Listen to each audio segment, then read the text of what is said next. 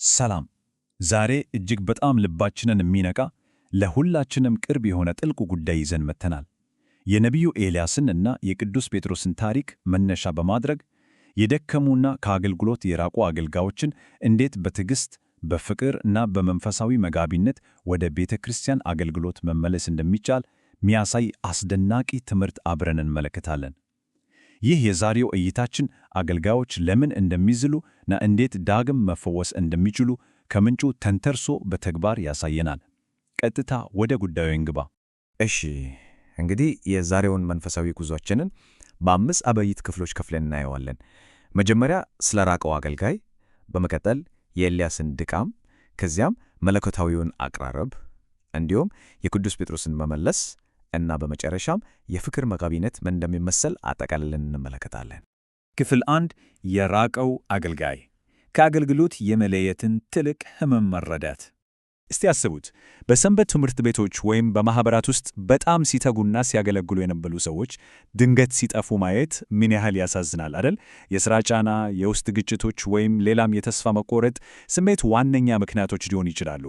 ሆኖም የራቁትን አገልጋዮች ለመመለስ ለምን ጠፋ ብለን ጣት ከመቀሰራችን በፊት መቅደም ያለበት ትልቁ ነገር የድካማቸውን ልክ አምነን በጸጋና በረሃ መቅረብ ነው።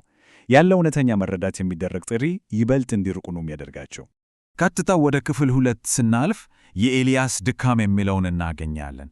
ይህ በመንፈሳዊና አካላዊ ዝለት ላይ የሚያተኩር እጅግ ድንቅ የመጽሐፍ ቅዱስ ተግባራዊ ጥናት ነው።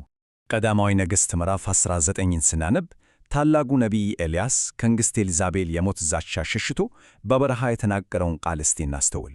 አሁን ይበቃኛል፣ እኔ ከአባቶቼ አልበልጥም፣ አቤቱ ነፍሴን ውሰዳት። ይህ ምን ያህል ከባድ የተስፋ መቆረጥ ጩኸት ነው! ይህ ጥንታዊ የሐዘን ድምፅ ዛሬም በቤተ ክርስቲያናችን ውስጥ በዝምታ ለሚሰቃዩትና ስነ ልቦናዊ ድካም ተሰምቷቸው ከአገልግሎት ለራቁት አገልጋዮች ቀጥተኛ ነጸብራቅ ነው። ወደ ክፍል 3 ስንመጣ መለኮታዊው አቀራረብ ምን እንደሚመስል እና እግዚአብሔር ልባቸው የተሰበረውን እንዴት በፍቅር እንደሚፈውስ እንመለከታለን። ከሰው ልጅ ጥልቅ የተስፋ መቆረጥ ስሜት ወጥተን እግዚአብሔር እንዴት በገርነት ጣልቃ እንደገባ ስንመለከት ለዛሬዋ ቤተ ክርስቲያን መሪዎች ፍጹም የሆነ 4 ደረጃዎች ያሉት የመጋቢነት ስልጠና እናገኛለን። እነርሱም አካላዊ ድካምን መፍታት፣ በትዕግሥት ማዳመጥ፣ በገርነት መግረብ እና ራእይን ማደስ ናቸው። እስቲ አንዱን በአንዱ እንያቸው። በመጀመሪያው ደረጃ መልአኩ ለኤልያስ ምንድነው ያደረገው? መብልና መጠጥ ተሰጠው፣ እንዲተኛም አደረገው። አያችሁ አደል? የመጋቢነት እንክብካቤ መጀመሪያ ያለበት አገልግሎት ለምን ተውክ ብሎ በመዋከብ ሳይሆን የደከመው አገልጋይ በቂ አካላዊና ስነ ልቦናዊ ዕረፍት ማግኘቱን በማረጋገጡ ነው። አካል ሳይድ መንፈስ ለመታደስ ይቸገራልና። ሁለተኛው ደረጃ ደግሞ ማዳመጥ ነው። እግዚአብሔር በኮሬብ ተራራ ላይ ኤልያስ ሆይ በዚህ ምን ታደርጋለህ አለው። ይህ ምንም አይነት ፍርድ የሌለበት ክፍት የሆነ ውይይት ነው። እኛም የራቁ አገልጋዮችን በምናናግርበት ጊዜ ልክ እንደዚህ ንቁ አዳማጭ መሆን አለብን። ወዲያውኑ ለማረም መሞከር የለብንም። ብሶታቸውንና ፍርሃታቸውን በነጻነት እንዲናገሩ ደህንነቱ የተጠበቀ መድረክ ልንፈጥርላቸው ይገባ። እዚህ ጋር ያለውን ንጽጽር ልብ እንባ። ኃይለኛ ነፋስ፣ የምድር መንቀጥቀጥ፣ እሳት፣ እነዚህ ከባድና አስጨናቂ የሆኑ የአስተዳደር ጫናዎችን፣ አስፈሪ ስብሰባዎችን ይመስላሉ። በተቃራኒው ደግሞ ያቺ ቀጭን የዝምታ ድምፅ አለች። ይህም ፍቅር የተሞላበት ገር የሆነ ግላዊ ግንኙነትን ያሳያል። የደከሙትን ለመመለስ መቅረብ ያለብን በዚህ በቀጭኑና በለስለሰው የፍቅር ድምፅ መሆን አለበት። በጣም የሚገርመው ቁጥር እዚህ ጋር ይመጣ። 7,000 ኤልያስ ብቻዬን ቀረው ብሎ ሲያስብ እግዚአብሔር የሰጠው ምላሽ 7,000 ታማኝ አገልጋዮች እንዳሉ መንገር ነበር። ይህ የሚያሳየን የጋራ አገልግሎት ወይም የቡድን ሥራ ምን ያህል ጥልቅ ጠቀሜታ እንዳለውና የብቸኝነትን ስሜት እንዴት እንደሚያስወግድ ነው። አገልጋዮቹ ለዚህም የአንድ ትልቅ መንፈሳዊ ቤተሰብ አካል መሆናቸውን ማስታወስ አለባቸው። አራተኛውና የመጨረሻው ደረጃ ራእይን ማደስ ነው። እግዚአብሔር ኤልያስን ኤልሳዕን እንዲቀባው በማዘዝ ኃላፊነትን የመጋራትና የማማከር ሚና ሰጥቶ፣ እንደዚሁ እኛም አቅማቸውን ያገናዘበ አዲስ ኃላፊነት ስንሰጣቸው ወይም የማማከር ሚና እንዲኖራቸው ስናደርግ ሳያስጨንቃቸው ፍቅራቸው እንደገና ያንሰራራል። ሸክማቸውን ቀለል አድርገን መልሰን ወደ አገልግሎት እናመጣቸዋለን ማለት ነው።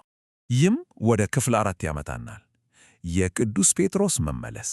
የተሰበረን እምነት በመለኮታዊ ፍቅር እንዴት እንደገና መገነባት እንደሚቻል እናያለን። ወደ ሐዲስ ኪዳን ስሻገር ደግሞ ቅዱስ ጴጥሮስ ጌታን ከካደ በኋላ ምን አደረገ? በገጠመው የጸጸት ስሜት ከተጠራበት ሐዋርያዊ አገልግሎት ሸሽቶ ወደ ቀድሞ የዓሣ አጥማጂነት ሞሁ ተመለሰ። ዛሬም ቢሆን አንዳንድ አገልጋዮች ስህተት ሲሰሩ ወይም ብቁ እንዳልሆኑ ሲሰማቸው ከአገልግሎት ርቀው ወደ ዓለማዊ ምቾታቸው ሲያፈጋፍጉ እናያለን አይደል? ሁኔታው ከዚህ ጋር በጣም ተመሳሳይ ነው። ጌታችን ኢየሱስ ክርስቶስ ግን እንዴት ነው የመለሰው? እጅግ አስገራሚ ነው። መጀመሪያ በባሕሩ ዳርቻ ሞቅ ያለ ቅርስ አዘጋጀለት። አካላዊ ፍላጎቱን አሟላለት ማለት ነው። በመቀጠልም ያለፈውን ኃጢአቱን ያነሳ አልወቀሰው። ይልቁንስ ትወደኛለህም ብሎ 3 ጊዜ በመጠየቅ ፍቅሩን አደሰለት። ከዚያም በጎቼን አሰማራ ብሎ የመጋቢነት ኃላፊነቱን በጸጋ መለሰለት። እንዴት ያለ ድንቅ አቀራረብ ነው! አሁን ወደ መጨረሻው ክፍላችን 5 ላይ ደርሰናል። የፍቅር መንፈሳዊ መጋቢነት፣ የዛሬቱ ቤተ ክርስቲያን የምትወስደው ትምህርት ማጠቃለያ። እንግዲህ የሁለቱን ታላላቅ አባቶች ታሪክ ስናጣምር ዋናው የመጋቢነት ሞዴል ይኸውላችሁ። አካላዊና አእምሮአዊ ፍላጎቶቻቸውን መረዳት፣ ያለምንም ፍርድ በትዕግሥት ማዳመጥ፣ በለሰለሰ የፍቅር ድምፅ ማቅረብ እና ራእያቸውን ማደስ። ከዚህ ትንታኔ የምንወስደው ትልቁ ቁም ነገር የራቁ አገልጋዮችን በዘላቂነት ወደ አገልግሎት መመለስ የሚቻለው በጥልቅ ርኅራኄ፣ በትዕግሥትና በመለኮታዊ ጸጋ መሆኑን ነው። ማጠቃለያችን ላይ ስንደርስ ይህችን አንዲት ከባድ ጥያቄ ላንሳ። ሁላችንም ከአገልግሎት ለራቀው ወንድም ወይም እህት እንዴት ያችን ቀጭን የዝምታ ድምፅ መሆን እንችላለን? ይህ ጥያቄ በየመንፈሳዊ ማኅበረሰባችን ውስጥ ይህን የፍቅር መጋቢነት በተግባር እንድናሳይ የሚጋብዘን ነው። ይህ ዕጣ በአገልግሎት ሕይወታችን ውስጥ ትልቅ ለውጥ እንደሚያመጣ፣ ብርሃንም እንደሚፈነጥቅ ተስፋ እናደርጋለን። አብራችሁን ስለነበራችሁ ከልብ እናመሰግናለን።